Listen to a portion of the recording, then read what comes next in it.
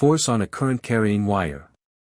Right-hand rule for a current-carrying wire in a magnetic field B.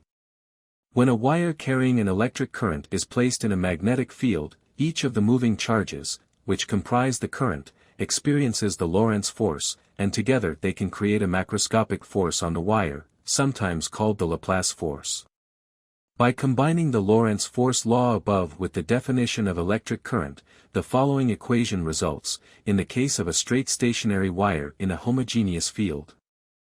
The homopolar motor is driven by the Lorentz force. A conductor with a current flowing through it when placed in a magnetic field which is perpendicular to the current feels a force in the direction perpendicular to both the magnetic field and the current. This force forms a couple of forces with itself whose torque generates movement around the axis of rotation. Because the axis of rotation is parallel to the magnetic field, and the opposing magnetic fields do not change polarity, no commutation is required for the conductor to keep turning. This simplicity is most readily achieved with single-turn designs, which makes homopolar motors unsuitable for most practical applications. Like most electromechanical machines, a homopolar motor is reversible. If the conductor is turned mechanically, then it will operate as a homopolar generator, producing a direct current voltage between the two terminals of the conductor. The direct current produced is an effect of the homopolar nature of the design. Homopolar generators, HPGs, were extensively researched in the late 20th century as low-voltage but very high-current DC power supplies and have achieved some success powering experimental railguns.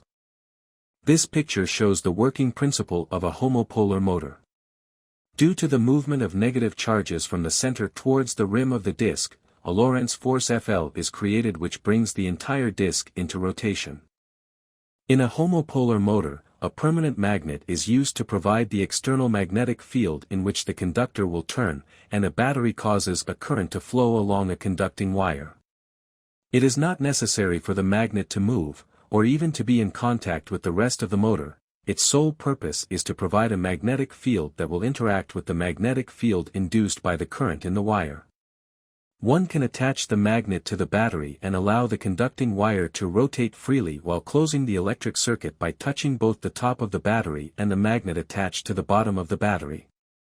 The wire and the battery may become hot if operated continuously.